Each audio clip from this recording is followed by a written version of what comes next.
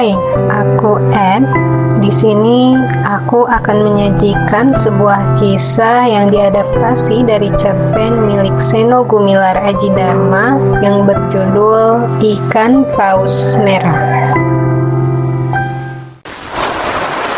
Cerita sebenarnya tidak pernah ada yang tahu. Dahulu kala ada seorang pemburu ikan paus yang berhasil memanah seekor ikan paus tepat di punggungnya. Panah itu tidak pernah lepas lagi hingga kini. Luka itu mengeluarkan darah yang membuat seluruh tubuh ikan paus itu menjadi merah. Sehingga pelaut dari 7 lautan menyebutnya ikan paus merah. Barangkali itu ikan paus biasa. Namun, sampai hari ini tidak ada seorang sarjana pun bisa memastikan jenisnya. Ia selalu hanya muncul sekejap di 7 lautan dan hanya memperpanjang cerita tanpa data yang akurat. Ikan paus merah itu menghilang secepat ia datang. Apabila ikan paus merah itu muncul, kata orang, terdengarlah semacam jeritan yang pilu. Sebuah jeritan purba dari perasaan yang terluka. Di tengah lautan yang keemasan memantulkan langit senja yang gemerlapan, ikan paus merah itu akan mendadak muncul dari dalam laut. Meloncat seperti terbang, kemudian menghilang setelah menyemprotkan air dari lubang di punggungnya.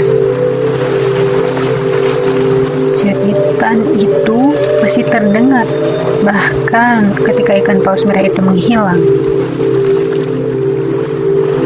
Para pelaut selalu akan mendengar jeritan yang pilu. Sebuah jeritan purba dari perasaan yang terluka.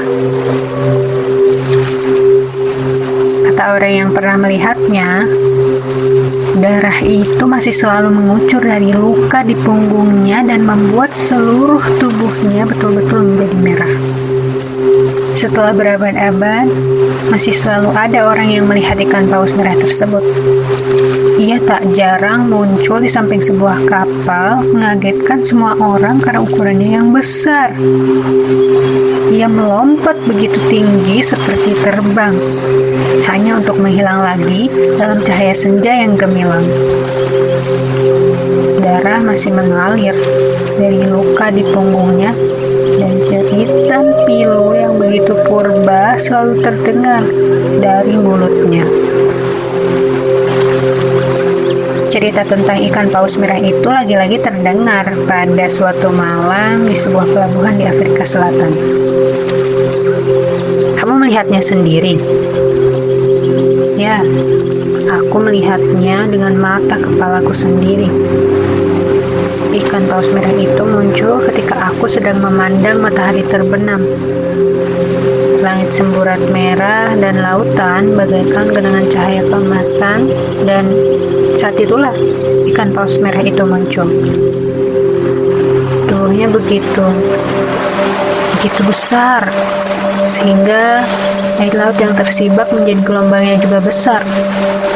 Kulihat panah itu masih menancap di punggungnya, dan dari punggung itu masih mengalir darah yang membuat seluruh tubuhnya menjadi merah. Apakah kau mendengar juga jeritannya yang pilu itu? Aku mendengar jeritan itu. Jeritan purba dari perasaan yang terluka. Bagaimana sebenarnya jeritan yang pilu itu? Aku tidak bisa menirukannya, tapi kalau kau dengar sendiri jeritan purba dari perasaan yang terluka itu, engkau akan merasa sangat sedih. Aku ingin mendengarnya, tapi engkau akan merasa sedih. Biarlah aku merasa sedih. Pokoknya aku ingin mendengarnya. Kata orang, ikan paus merah itu hanya akan muncul ketika senja menjadi keemas-emasan, sehingga laut bagaikan genangan cahaya yang rata. Saat itulah ikan paus merah itu akan muncul membelah permukaan laut dengan dahsyat, melompat seperti terbang, dan jeritan purba dari perasaan yang terluka itu akan terdengar. Darah masih mengucur dari luka di punggungnya sehingga membuat seluruh tubuhnya menjadi merah. Kukatakan sekali lagi, engkau akan merasa sedih mendengar jeritannya, dan perasaan sedih itu tidak akan pernah hilang untuk selama-lamanya. Apakah kamu merasa begitu? Ya, semenjak itu aku selalu merasa sedih. Aku melihatnya hanya sekali, aku mendengarnya hanya satu kali, tapi ikan paus merah itu hidup terus dengan lukanya, mengembara sepanjang 7 lautan dengan luka karena panah di punggungnya yang terus mengeluarkan darah sampai seluruh tubuhnya menjadi merah.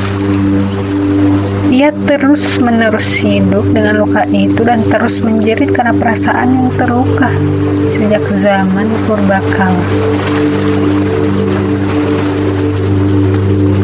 Cerita tentang siapa orang yang memanah ikan paus merah itu tidak pernah jelas. Hanya disebut-sebut sebagai tentunya seorang pemburu ikan paus. Banyak hal yang tak biasa padanya. Sebab pemburu ikan paus biasanya menggunakan tombak, bukan panah. Entah bagaimana pula panah yang seukuran tombak itu dapat menancap di punggung ikan paus merah itu. Hanya satu hal yang pasti, panah itu masih menancap di punggung ikan paus itu hingga saat ini. Orang yang melepaskan panah itu tentu saja sekarang ia sudah mati. Manusia memang bisa hidup lebih dari 100 tahun, tapi tidak ada manusia yang bisa hidup berabad-abad. Ia pasti sudah mati dan kemungkinan besar ia tidak tahu akibat yang telah disebabkan oleh panahnya tersebut. Dari abad ke abad masih selalu terdengar cerita bagaimana seorang pelaut yang sedang memandang matahari terbenam di tengah lautan lepas tiba-tiba dikagetkan oleh bunyi ombak karena permukaan laut yang tersibak dan melihat ikan paus merah raksasa melompat seperti terbang dengan panah menancap di punggungnya, sementara dari luka di punggungnya itu mengalir darah yang membuat seluruh tubuhnya menjadi merah. Setiap pelaut yang melihat ikan paus merah akan bercerita betapa suara jeritan pilu yang begitu purba dari perasaan yang terluka itu membuat mereka bersedih untuk selama-lamanya. Demikianlah akhir dari kisah yang kusajikan. Terima kasih sudah mendengarkan.